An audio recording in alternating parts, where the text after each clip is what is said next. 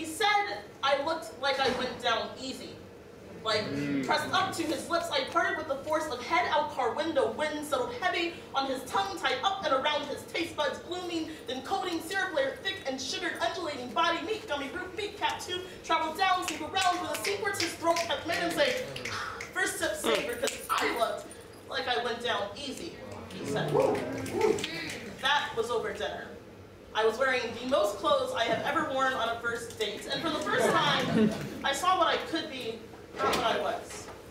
Conventional painted curves in a man's eyes, red and violet streaks of sensual and pineapple wedged to sin. I cast as nighttime mystery, as devil in a blue dress, as spontaneity, and he called me easy like it was a compliment. Like he never wanted or had to try to solve me, push past baby oil exteriors and step into salt, ragged intellect kitchens, almost already pressed and recoiled for him. I was imagined scotch in his mouth. Stovetop of a swallow towards me, he inhaled and sighed into, no cough at the end, smooth. So I smiled at him across our silverware.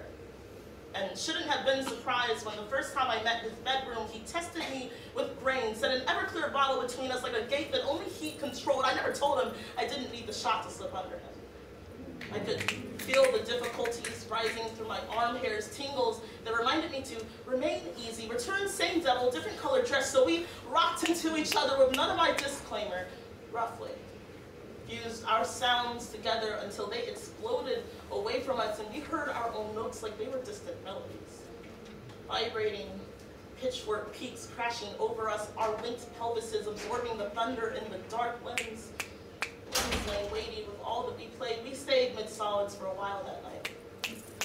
Watercolor pool of sheets, wandering fingertips languid, lower backs. I stared stars into the ceiling fan. Kept my breaths to myself, found my body frayed and fucked, my ribs shrinking under the address of his chest. What if we stayed like this forever? What if we stayed like this forever? My body twitching with the unexpected warmth that this brought.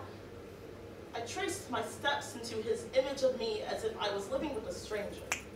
I let her go down easy like he has always said she did and stepped aside to let her lead me, lend her ears to his late night fantasies, his murmurs of making me his that gather at the tip of her spine where she likes them while I lay silent, replaying the ripples in his back from days ago.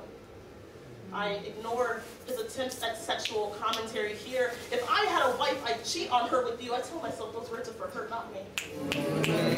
I let her go down easy. At summer's end, I have no one to wave goodbye to. He is told she has left by way of a deflected late night text, and we begin to trade messages as if paid only in commission, fierce bursts that climb hard and fast like we used to, then drift away. So when he says that he loves me, I'm not sure I believe him. I don't go down easy from across state lines, say I miss him too, and hope he does not notice my word choice, because when he says that he loves me, I find myself wondering to which part he refers. Settling on my inner walls, my empty room, save his special corners, find that this I can ignore just as well as anything else. With this, I can look the other way.